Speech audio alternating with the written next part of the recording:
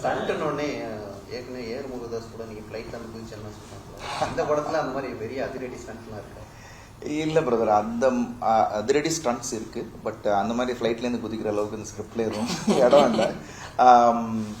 So இது பேசிக்காக அந்த கேரக்டர் எப்படி பிஹேவ் பண்ணுமோ அப்படி தான் அந்த ஸ்டண்ட்டு வச்சுருக்காரு. ஸோ அவங்க இந்த 2 கேரக்டர்ஸ்க்கான ஒரு விஷயமா ஒன்று பண்ணியிருக்கோம்.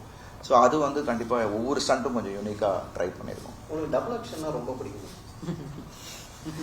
இல்லை, ஒர்க் ஆகிருக்கு முன்னாடி அண்ட் இப்போது திருப்பி அதை எடுத்து பண்ணியிருக்கோம். ஸோ அது மாஃபியாலையும் அது ஒன்று நடந்துச்சு. அண்ட் எக்ஸைட்மெண்ட்டே வந்து அந்த எண்டு அந்த டெக்ஸ்டர் கேரக்டர் வரும்போது இப்போ இன்னும் கேட்டுட்டு இருக்கிறது என்னென்னா, சார் அது எப்போ சார் பண்ணுவீங்க மாஃபியா டூன்னாங்க. அது எனக்கு கதையே ரெடியாலப்பா அப்படின்னு சொல்லிட்டு இருந்தேன். ஸோ இது வந்து எனக்கு என்னென்னா ஒரு சேலஞ்ச் இருக்குது. ஒரு படத்தில் இவ்வளோ வேரியேஷன் பண்ண முடியும் ஒரு ஆக்டருக்கு அப்படின்னும் போது அது ஒரு நமக்கு ஒரு பெரிய ஒரு தீனி மாதிரி தான்.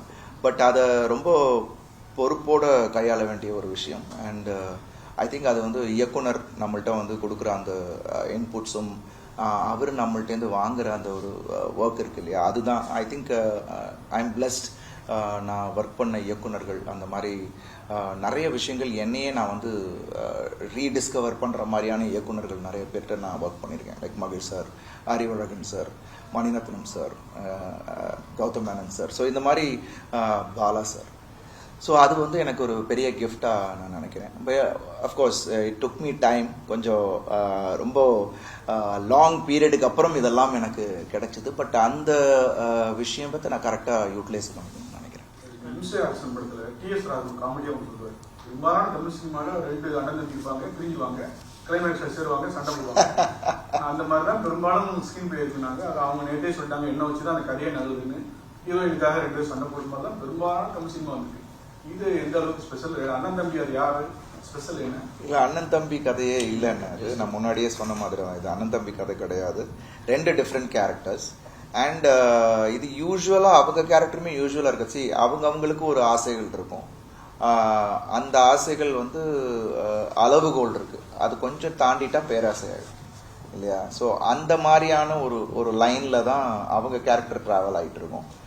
என்னோட கேரக்டர் அது இவங்களை வின் பண்ணுறதுக்கு என்ன பண்ண முடியுன்ற ஒரு கேரக்டர்.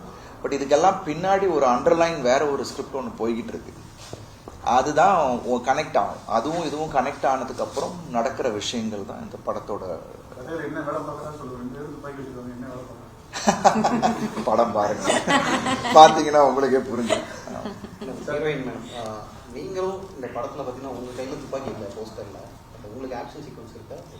இந்த ஆக்ஷன்ஸ் எனக்கு இல்லை, எனக்காக நிறைய ஆக்ஷன்ஸ் ஆயிடுச்சு படத்துல. நீங்க செலக்டிவா சூஸ் பண்றீங்களா ஸ்டோரிஸ் தமிழ்ல?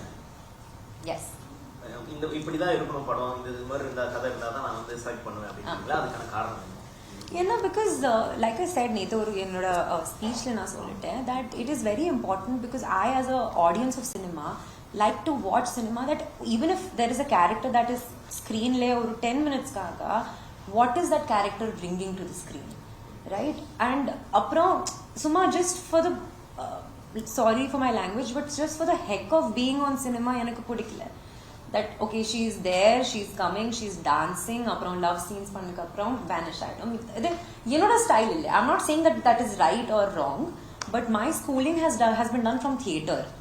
So theatre lay what we do is that every person that comes stage lay, there is a purpose that person is following. Otherwise he or she is not a part of the theatre only. So other than I am very selective about my films. I'm not saying that in the future if I get an opportunity to work in a film which is purely love story, of course I will do that. Anna, what is the whole storyline is most important. So enakku story is most important. Apra all the other aspects of films are important. வினை தாண்டி வருவா இந்த மாதிரி ஒரு love movie இருந்துச்சுன்னா நடிப்பேன். ஆமா கண்டிப்பா.